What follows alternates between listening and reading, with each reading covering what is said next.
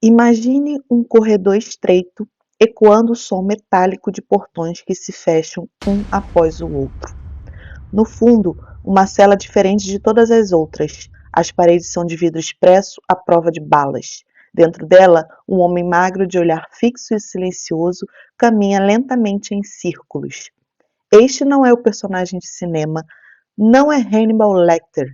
Esse é Robert Maudsley, conhecido como o prisioneiro mais isolado da Grã-Bretanha, um homem que passou a maior parte da vida em confinamento solitário após uma série de assassinatos brutais. Mas, para entender como ele chegou até essa cela de vidro, precisamos voltar ao início. Oiê! Bem-vindos a mais um vídeo novo no canal. Para quem não me conhece, meu nome é Monique.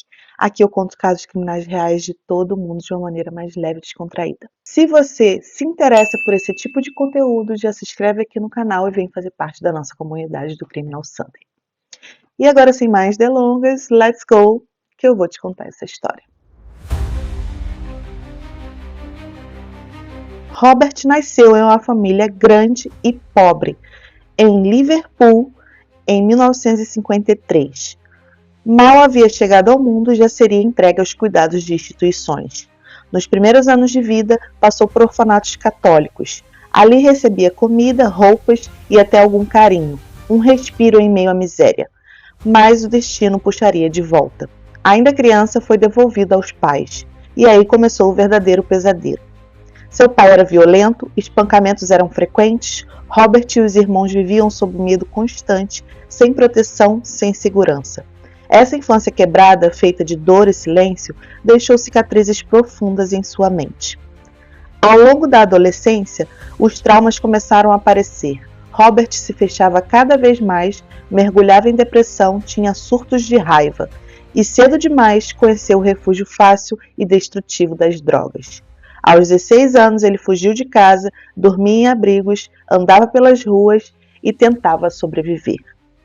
Quando ele saiu de casa, ele foi viver em Londres, no início da década de 70.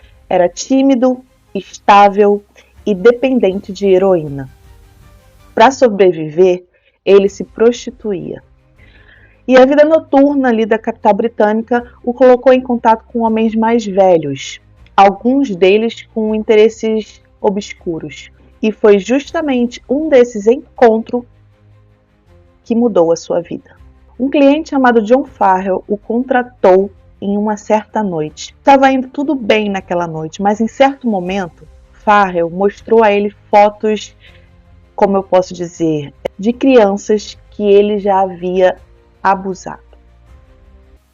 E esse erro de Farrell foi fatal.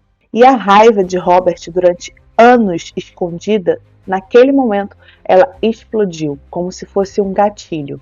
Robert, tomado pelo ódio, agarrou o homem e o estrangulou.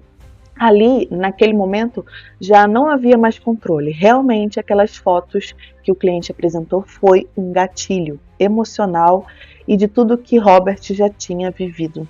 E quando a polícia chegou, ele não negou o crime. Ele contou toda a verdade. Naquele momento, ele foi declarado mentalmente instável e enviado para o hospital psiquiátrico de segurança máxima chamado Broadmoor. Ali, naquele hospital, as pessoas acreditavam que ele poderia ser tratado. Entendiam que ele havia sofrido vários traumas quando era criança. Mas, dentro daqueles muros, Robert se tornaria ainda mais violento. 3 anos depois, 1977, no hospital, Robert convivia com assassinos, criminosos violentos e outros homens diagnosticados com distúrbios graves. Entre eles estava David Chessman, acusado de crimes contra crianças. Certa noite, Robert e outro detento decidiram se vingar. Arrastaram David para uma cela e a trancaram por dentro. Durante horas, guardas ouviram gritos, pancadas, o som abafado de violência. Ninguém conseguia abrir a porta. Quando finalmente encontraram o corpo de David morto. Robert havia mostrado mais uma vez que escolhia suas vítimas, quase sempre abusadores de criança. Depois disso, as autoridades decidiram: Broadmoor não poderia mais abrigá-lo. Ele seria enviado para uma prisão de alta segurança, destino Wakefield Prison. Então, em 1978, ele foi enviado para a prisão de Walker Field. Essa prisão ela é conhecida como prisão dos monstros. Então, vocês imaginam que tipo de pessoas existem dentro daquela prisão. Ali estavam abusadores, assassinos em série, estupradores. Meu Deus, só gente do alto escalão, sabe? Mas, mesmo enviado para lá, Robert ainda não tinha terminado a sua trajetória de violência. E, após um ano da sua chegada nessa prisão, ele decidiu agir novamente. Como eu já havia citado aqui, ele escolhia suas vítimas e decidiu atrair um homem condenado por crimes contra crianças novamente para dentro da sua cela. E sem piedade, ele estrangulou. E acabou ali. Em seguida, armado com uma lâmina improvisada que ninguém sabe como ele conseguiu, mas muito provável a gente sabe, ele atacou outro preso. Foram vários golpes e, em um ato frio, escondeu o corpo debaixo da sua cama. Depois, ele caminhou calmamente até os guardas e disse, abre aspas, vocês vão precisar de 2 veículos de funerária. Fecha aspas. 2 mortos em menos de um dia. Robert havia se tornado uma ameaça não apenas para a sociedade, mas para qualquer um que estivesse ao seu redor, inclusive dentro de uma prisão de segurança máxima. Imagina! Depois desses crimes não havia mais opção. O governo britânico construiu para Robert uma cela sob medida. Era 1983, no coração da prisão de Walker Field, ergueu-se uma cela de vidro reforçado com dimensões de 5 por 5 por 4 por 5 metros.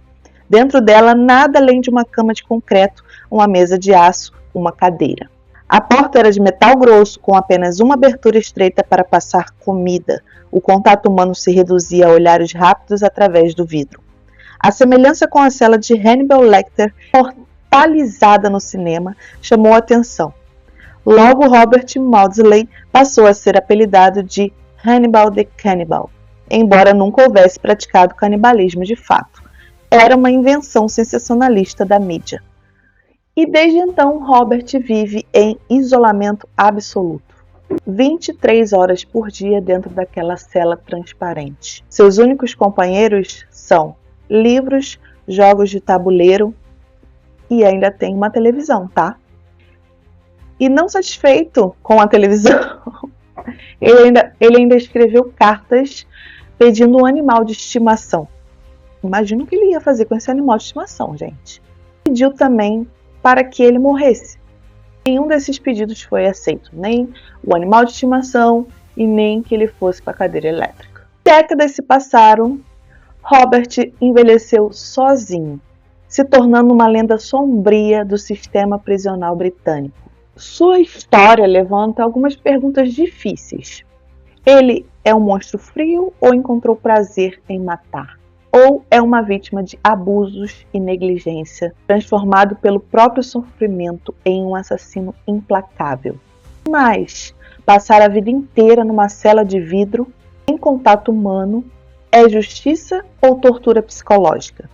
As últimas notícias que a gente sabe sobre Robert, que hoje com 70 anos ou mais, não sei exatamente, assim as fontes não falam muito, ele continua trancado em Walker Field e nunca mais verá a liberdade. Outra coisa também é que ele nunca mais terá contato real com outras pessoas, né? E resumindo aqui, para alguns, ele é um assassino vingador, porque ele escolhia suas vítimas, que a maioria das vítimas, né, foram 4 e todas com condenações de abuso de crianças. Para outros, ele é apenas mais um monstro, tão cruel quanto os outros que ele matou. Mas aqui deixa eu beber uma aguinha aqui. Mais uma coisa, todos concordam. A história de Robert Maudsley é uma das mais perturbadoras da criminologia britânica, né? Uma história assim que mistura violência, solidão, dor. E acabou que ele se tornou uma lenda viva, né? E é isso, gente, pro caso de hoje. Se você gostou desse vídeo, já curte, já compartilha com outras pessoas que gostam também de crimes reais. E se inscreva aqui no canal, não esquece de deixar seu like. Você não tá fazendo nada aí, pelo amor de Deus, gente. Dá um like aí. Eu, hein? Ah, para! E a gente se vê no próximo vídeo. Tchau!